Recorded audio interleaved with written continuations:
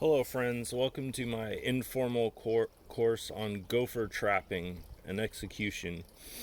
By the time you get through this video, which may be fairly long, you will become a gopher killing machine, I guarantee it, and you will have the capability of getting rid of all the gophers in your vicinity. I first started trapping gophers in 2015, and I was taught by a woman named Magnolia who had taken a class from a company called Gophers Limited, and I was also taught by a man named Peter who was a 30-year veteran industrial farmer and an amazing trapper. And I have combined what I've learned from them along with the knowledge that I've gained since 2015, and I have a pretty reliable technique that I'm going to share with everyone. Now, this is from my yard, pretty small. I only have like about a quarter acre that I'm growing food on. 2023, you can see the graph is kind of fun. I keep a tally every year just to kind of track how many gophers I'm catching, and you can see the very clear decline here. Now in 2022 I caught a lot more gophers, and I didn't retain the tally, but it was quite a few. And previous to that, on another property, I caught 22 gophers in 1 month, and that was on approximately half an acre that was being intensively farmed. So the gopher problem I'm having today is actually a great one. I walked all over my yard looking for gopher activity, and I couldn't find any, and that's because I pretty much eliminated the gophers in my yard, at least for now. And this is something I've noticed, that over time, if you keep trapping them persistently, eventually not only are you whittling down the population, but they seem to kind of learn that your yard is not a safe place for them. I don't know how exactly, but they seem to avoid specific areas where heavily trapping has occurred. So that is also kind of an encouraging side effect. So this is my list of bullet points. We're going to go down each of these individually and explain them at length. So if you take anything at all away from this video, the thing I want you to remember is that psychology is 100% key to effectively trapping gophers. I thought I would cue up a beautiful and relaxing scene here while I discuss this rather upsetting part of the gopher trapping process. So psychology, yours and theirs. And what do I mean by that? Well, first of all, your psychology in terms of the will to kill and the determination to keep killing. Gophers are pretty cute. They are mammals, and I would say about half the time the trapping does not result in an immediate death of the gopher. Therefore, it becomes necessary to kill the gopher yourself after pulling it out of the ground. I've taught many people how to kill gophers, and frequently what will happen is they are trained and then they trap their first gopher, and the experience of the gopher dying or having to kill the gopher is so upsetting that they just give up and they decide to let the gophers continue their business.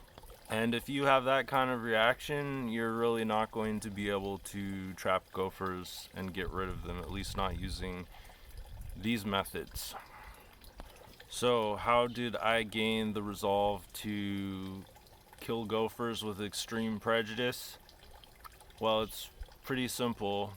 I look at my plants and I think about how they're alive and how I spent so much time starting them from seeds and babying them through their infancy and bringing them up so that I could plant them in the ground and give them a nice, strong, long life. And then a gopher comes along and just completely destroys the plant. Gophers are serial killers of the plant world, and they are indiscriminate. They will eat anything. As gardeners and farmers, we know this.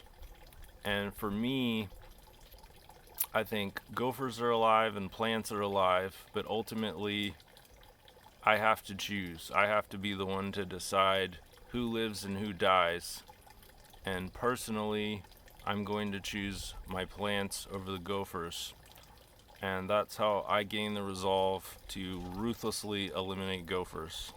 And this may not seem super important to a lot of people, but it absolutely 100% is, because that will to kill the gophers and continue killing them is crucial in trapping them. And if you don't have that, it's very hard to be successful. So now that that's out of the way, let's move on to gopher psychology. The goal is to create an intersection between the trap and the gopher so that they come together at the same time. How do we accomplish that? Well, it's all about availability and control. So first, you're determining where and when the gophers are going to be, and then you're controlling the gopher and making it intersect with the trap. Very straightforward. So here's the thing about gophers. They are idiosyncratic and they have OCD, and they have one huge critical weakness, and that is that they do not like to have fresh air coming into their tunnels. And if there is fresh air coming into one of their tunnels, they will follow that air to its source and they will attempt to block the tunnel to prevent the fresh air from coming out. Now, typically, a gopher will block a tunnel after it's done using it, creating a soil plug that prevents airflow. And if you remove that soil plug, it will allow fresh air to flow into that tunnel and compel the gopher to engage its idiosyncratic behavior and come up to that entrance and try to plug up the tunnel. Now, this impulse is so powerful in gophers that they will do it over and over and over again, an almost unlimited number of times. If you fail to trap the gopher on the first attempt and it plugs up the tunnel, you just unplug that tunnel again, and a few minutes later, within 30 minutes, the gopher will be back to that same entrance and attempt to block up the tunnel. So in this respect, it's all about airflow and persistence, and using the gopher's psychology against them. We'll revisit some of the previous topics, but let's move on to the next section temporarily. I forgot to mention it earlier, but we are totally going to get our hands very dirty in this video, and I'm going to do live demos of almost every aspect of the process. But before that, now that you understand the basic psychological mechanism that is used to lure the gopher towards the trap, the next question is, how do you know where the gophers are and when the gophers are? And this, in my mind, is the second kind of essential secret to trapping gophers.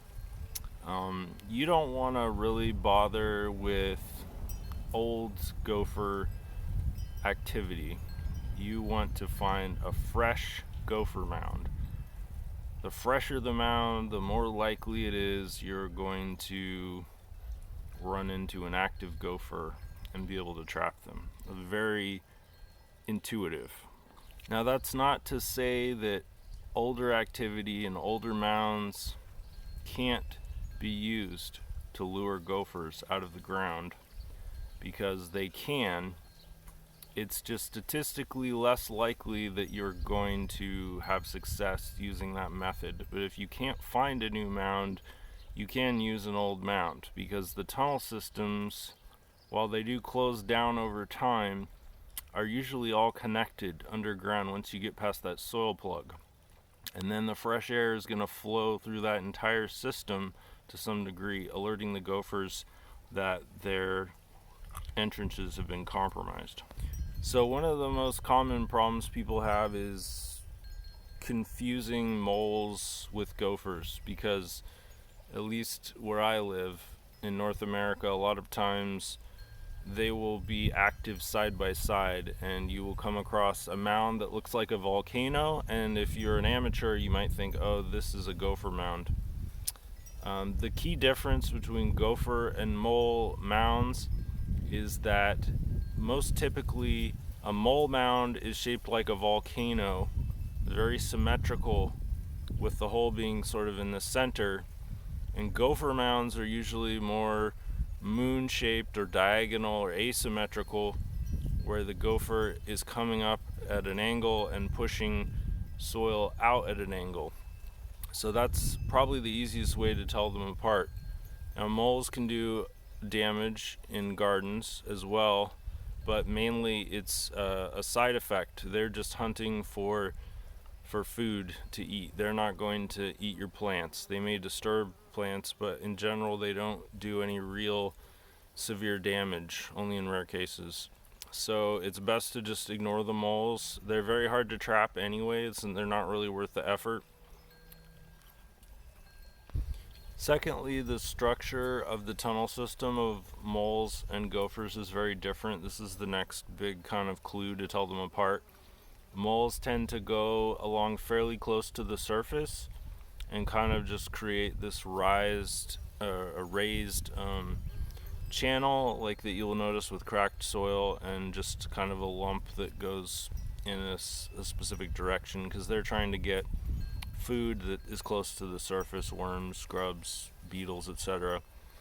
While gophers typically will just create entrances, and then their main tunnel network is far deeper than a mole's. So you're gonna have to work if you want to reach that tunnel system. So now we're gonna skip ahead to the third section and do some hands-on visual learning. So here we have the basic trapping setup with which you can catch an almost unlimited number of gophers. If you want, you can duplicate the trap template and have as many traps as you want to statistically increase the likelihood of catching even more gophers. However, I personally have found that usually focus seems to get me more and better results by just using 3 traps and focusing intensively on a specific tunnel system, a specific area, and getting more consistent kills. So before I go into even finer detail here about my setup, I just wanted to show you the difference between types of traps. Now, I've tried just about every trap in the book, and there are just so many to choose from. So many gimmicky traps that are complicated and have all kinds of bells and whistles, but I have never gotten better results than with this style of trap. And now this trap design comes in 2 basic styles. There's the one with a single trigger, and then there's the more deluxe version with the double trigger. And these cost about $15 a piece. This is a Victor trap. And then this is just a cheaper version. I think they're like 12 or something. Don't get these. Get the double trigger, galvanized. Spend a little bit more money. These are absolutely the best traps I've ever used for catching gophers. So just like any tool, your trap and your trap setup is super important, and it's going to make a big difference in how effective you are at trapping gophers. So I'm going to go over each part of this setup in detail so you understand the reasoning behind each piece.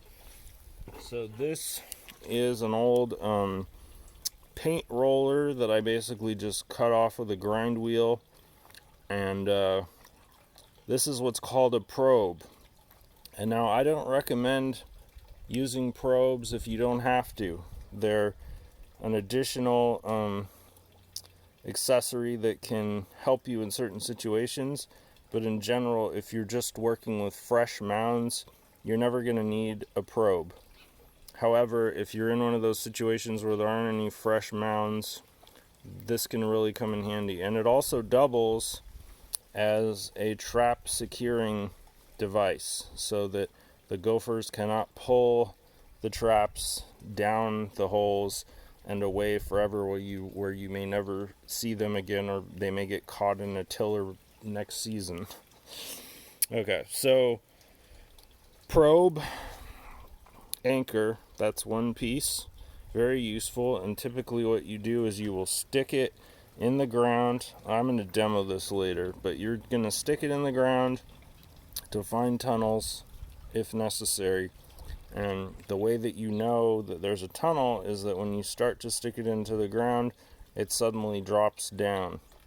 And there's a lot of cavitation and pockets and texture in soil, so you just have to gain a feel for the difference between going into a soft patch of soil versus actually hitting a gopher trap. It takes a little while, but you'll eventually get it down. But like I said, I do not recommend relying on probes if you can get away with it. Okay, so why is there cord and chain attached to this trap? Well, gophers have really sharp teeth. And when I was first doing this, a total amateur, we lost a lot of traps in our garden because the gophers would chew through cord and pull the trap down into their tunnel network, never to be seen again. So the solution to that is chain. This is just an old piece of chain that I had laying around. This is not what I recommend, and you don't need a lot of chain. This is just like 18 inches or so. And there's a cheaper type of chain, a finer chain, more like a dog, like the kind they use for small dog collars, and that is like about $169 a foot. It's far more reasonable than this kind of chain. But if you just have a piece of chain lying around, I suggest you use that. So you only need enough chain to reach down the full extent of how far you're going to deploy the trap into the gopher's tunnel. There's no reason to have more than that. And then for the surface, it's very convenient to have cord like this. Typically, this once again was just cord I had lying around, but it's far better to use like a fluorescent paracord. You want it to be strong enough to where the gopher's not going to snap it by pulling the trap, but also, thin enough that it's flexible, because, and I will demo this too live, but this is one of my tricks that I invented or innovated, where basically once you place the trap, you make a loop like that at the surface, and then you will basically know, and unless the gopher is killed instantly by the trap, what will happen is the gopher will get trapped, it will pull the trap into the tunnel, and that loop disappears, and suddenly you just have a straight string going down the hole. So that's a very easy and convenient way to tell if your trap has been triggered. Alright, so the final thing I'm going to cover here is how to set the trap. Now, heaven forbid you ever get one of these. I could show you how to set this too, but for now we're just gonna go with the more desirable trap design. Now, it's deceptively simple, and it'll take you a few times to figure out how to set it, but basically you're gonna tip this up, and then you're gonna push down and make sure that that little tongue there slips underneath this front bar, and then the flapper comes up, and you want to make sure that those little trigger edges are right on the edge of that trigger. And that's basically how it's set up. Now, it always goes down into the tunnel in this direction. So here's the tunnel. And so that way the gopher comes along like this. Comes right through this little channel here. Hits the paddle and bam, right around the, if he's lucky, it gets him right around the chest. And it basically asphyxiates them rather than killing them via puncture. It just kind of crushes their lungs until they suffocate, which is very gory, but I think it's best to know how all this stuff works so that there aren't any surprises. Alright, so we've covered the theory portion of the video. Now we're going to move into actual practice. So this right here is a simulated molehill that I hastily constructed because I couldn't find a real one in my yard. Basically, you'll notice the shape. It looks roughly like a volcano with a fairly symmetrical mound, and then usually in the center there's a little impression with a raised part that's usually fresher soil. So that's basically what a mole mound looks like. And this, on the other hand, is what a gopher hole looks like. Usually the soil is piled around the entrance, which is at a kind of a slant, and usually not much soil on this part. The gophers actually push the soil out with their little feet, little paws. I mean, look at this. It's not even real, but it's enough to strike fear into the hearts of most gardeners. So I'm just going to give a really quick demonstration here of how you would use the probe. If you're really lucky, the gopher hole, it's pretty obvious the direction that it's, the trajectory is basically the opposite of wherever the slanted half is. And you can take your probe and stick it around where you assume the trajectory is going to go to determine where it is. And usually the difference between just soft earth versus the actual place where the tunnel is that you will start to stick it in and then it will almost literally fall out of your hand. I'll give kind of a quick demonstration of that. So like, it'll just slip down like that, versus if it's just soft, it can just go down really easily, and that could just be really nice loose soil. Typically though, you would be using this probing in an area where there wasn't a mound already pre-existing, but there was gopher activity in the vicinity. For example, I had beets in this area last year, and I also had bulb fennel, which is, they're both still here, so I didn't harvest them all. Wanted to save some for seed. But there was a lot of gopher activity in this area, so I'm positive there's still some holes in here. So I'm going to probe around until I find one. I found one right here, basically. Yeah, so I got lucky and I found a hole pretty quick. There's an actual gopher tunnel down there. And I want to show you a couple of things here that might help you out a bit. So say you're using your probe and you found a spot and you're pretty sure there's a hole. Most of the time you're not going to be lucky enough to where you're excavating where there's a nice big bare area of soil. That's going to be very atypical. You're probably going to have plants all in here, plants that you want to protect and that you don't want to dig up. But unfortunately, the gophers, are going to be right in there with everything. And so you got to kind of,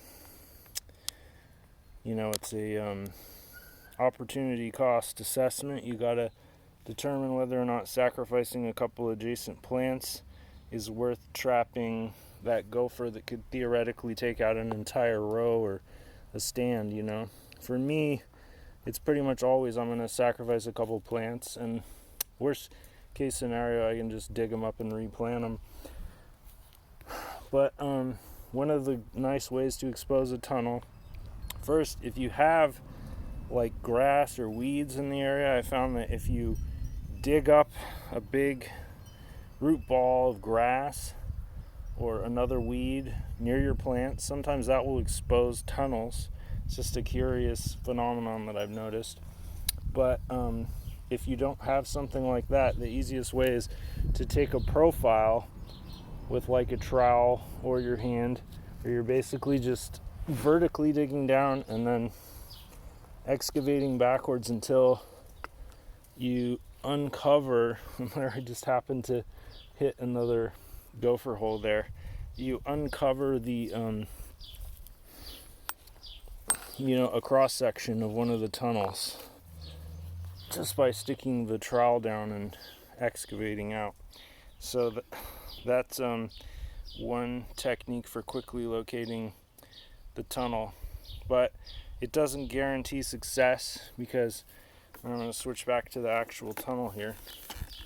Once you've located the tunnel successfully, that's still just half the battle, because then you've got to dig in there with your hand, usually, almost always, and just keep following that tunnel for as deep as you can, while also excavating as you go, so that you're widening the mouth of the tunnel for trap placement. And you want to excavate from the top like this, and from the sides, and from the bottom too. And you're just kind of estimating in your head, how big of an opening you're going to need to slide this trap when it's set in there. As far as you can go, the farther the better. Usually for me, I try to get it from, anywhere from where my fist would be to where my elbow joint is. That's kind of ideal, but in most cases you're not going to be able to do that, and you're going to get it like to your forearm, so like 12 inches maybe. But this is a nice deep hole. The soil on top is nice and compacted. You have to be careful, because if you excavate too much from the top, it can collapse, and then you have to start over and go deeper. But basically, as I said, you're excavating a space for the trap, because the trigger is sensitive, and you want to be able to place the trap in there without it going off. And I totally found the perfect demonstration hole, because this goes in there really far. And what you're really looking for is blockages, because gophers periodically will block up sections of tunnels that they're not using. You want that as clear as possible. Don't worry about scaring the gophers away while you're digging. They don't care. They're off somewhere else. And even if they're lurking nearby, they're just going to get curious. Okay, so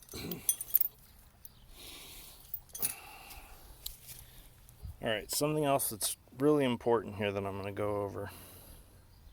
All right, so imagine this is a whiteboard, and this up here is the surface of the bed, and then we start to go underground. This is the entrance to the gopher tunnel, and then once you get down a little ways, in this case it's about 8 inches, and then the tunnel starts to branch off, and it's almost always going in two directions. This is important, but not as important as a lot of people think. So basically, this is the main route that the gophers are taking underground, and then as they need to, they will excavate soil and push it out of the surface. They will come up to eat plants, or they will come up to just have a look around, which is weird, but it's something that they do. But basically, the essential thing here is that the tunnel goes off in two directions. Now, conventional wisdom, that's why you have two traps. So basically, you're putting one trap at each side of the tunnel from down here, so that way, no matter which direction the gophers are coming from, actually in this direction, sorry about that, whichever direction the gophers are coming from to get to this entrance, they're going to hit a trap. But there's an alternative method here that I found is just as effective, and that's that you can use one trap and you just plug up the other entrance with soil, and you've got a 50% chance, which is really high, of the gopher coming along this tunnel versus this tunnel. And because the airflow is only going to be going down the open tunnel, that's the one that they're probably going to come from. So I found that gets pretty good results, and you don't need to use two traps. However, theoretically you're doubling your chances with two traps. Alright, so back to the actual hole. Once you're done using your probe, and you can slip your cords back on there, cinch them up, because you don't want the gophers getting away with those traps. Now, if I was doing a double-sided hole trap here, I would have excavated a lot more. In this case, I'm only doing a single. So what I'm going to do is first find a place out of the way to stick the probe down, somewhere where it won't be interfering with the tunnel network, but will also be visible. And then I'm going to set the trap. Make sure it's nice and sensitive by not putting it too far down on the trigger. Alright. Now you want to be really careful not to bump the trigger against the top of the mound. Sometimes the trap will go off, so always have your fingers like this.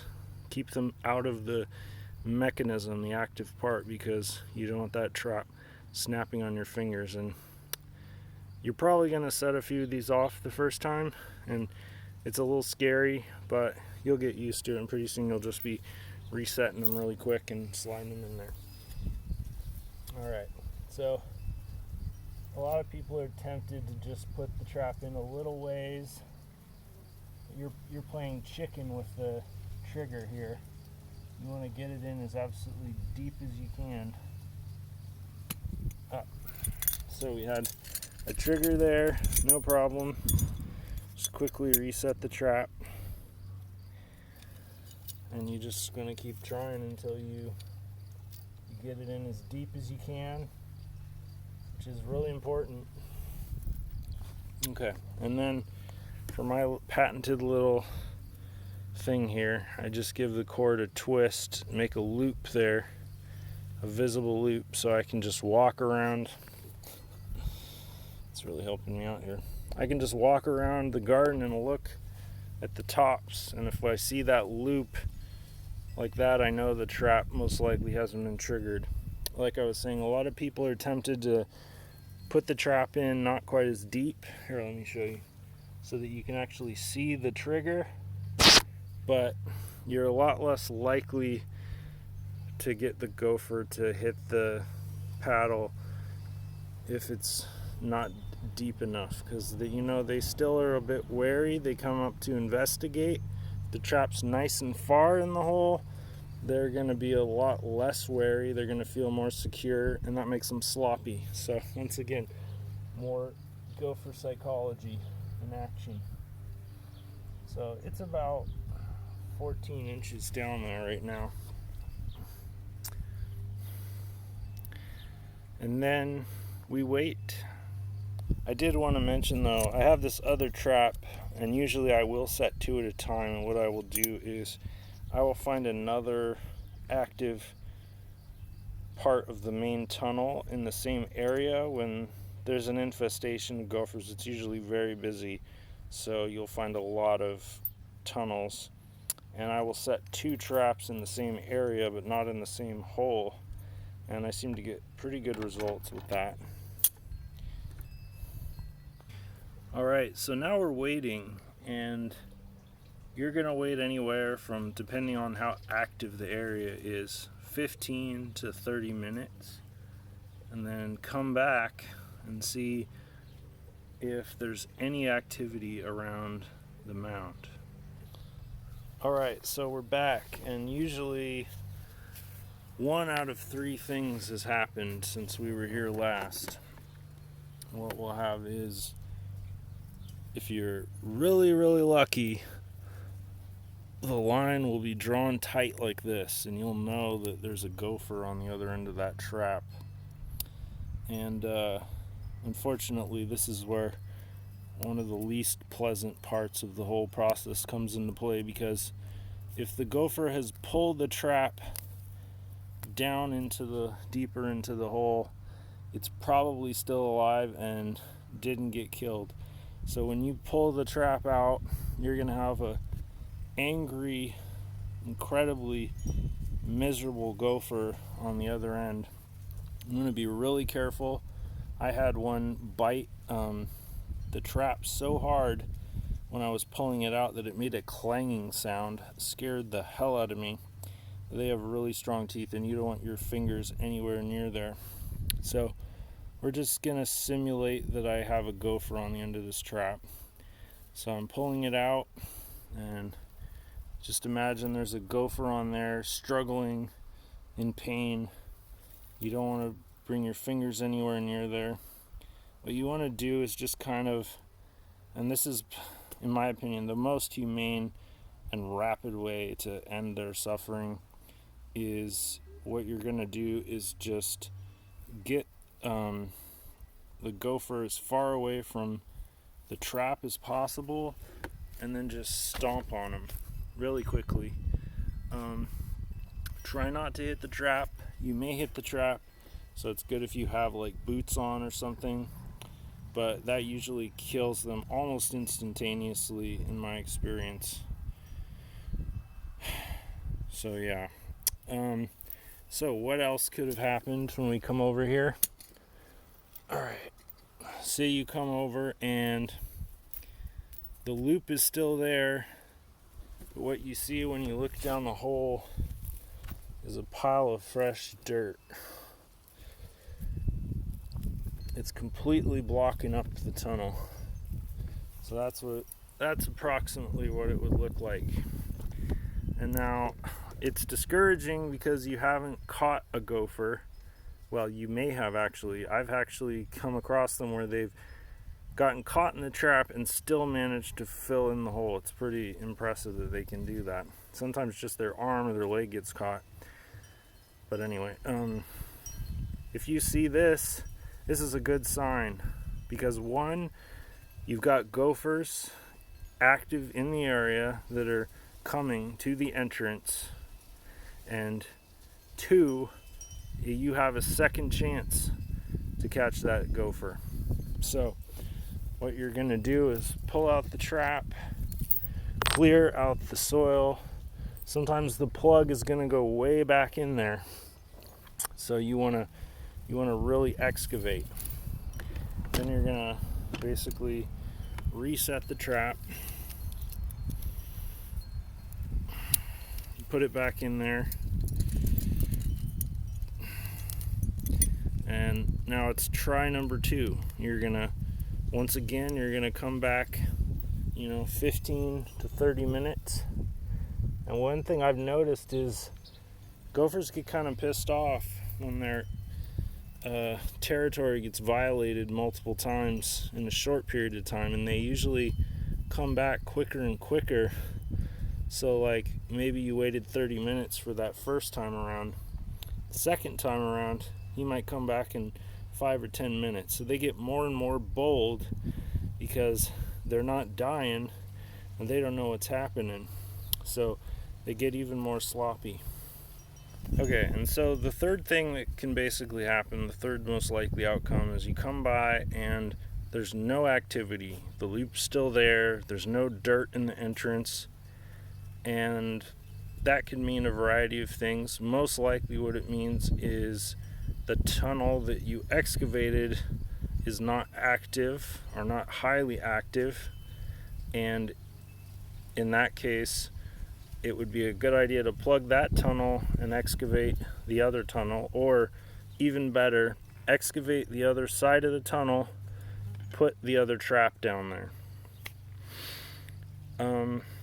However, like I said earlier in the video, the most important thing is activity. So if you're not getting a lot of activity, if it's been 30 minutes and nothing, you should probably move on to another hole.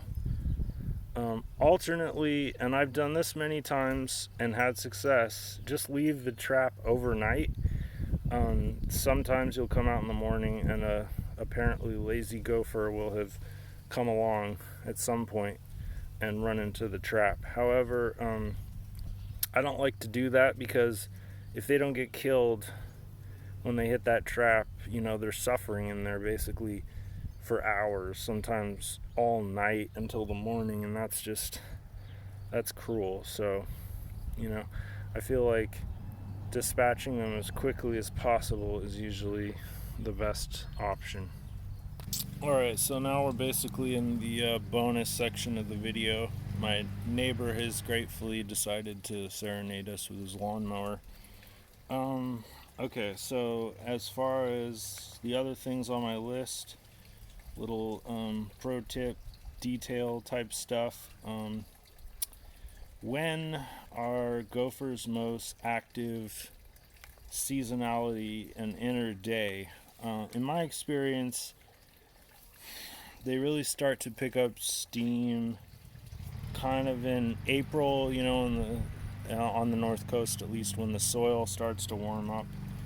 According to information online, they're active all year round, which of course we know is true. However, in the fall and winter, they become a lot less enthusiastic, and they tend to kind of seem to put in the least amount of effort.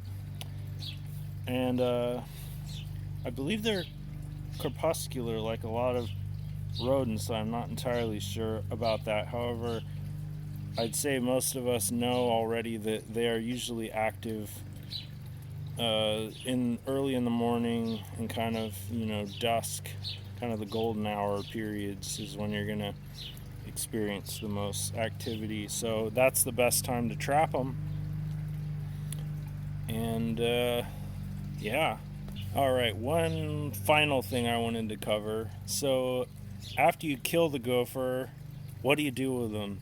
Well, that's kind of a funny story, but a lot of people just bury them right where they kill them, and I say don't do that, because I've done it that way in the past, and I found that it kind of seemed like that didn't discourage them as much as the newer method that I use, which is to take them as far away from the site of activity as possible. I actually take them all the way over to my compost pile, which is on the other side of the yard, and put them in there, because I have this theory, and this is probably considered controversial, but hear me out. Rodents are pretty damn smart. Gophers are smart. They've done scientific studies, and even spiders can get angry, apparently. A mammal, a rodent with a larger brain and a memory and close familial relationships and ties within its little burrow with its family and so forth. This is some pretty dark stuff to think about, but my opinion is that they feel pain and sadness and sorrow and loss just like any other living thing. Well, almost any other living thing.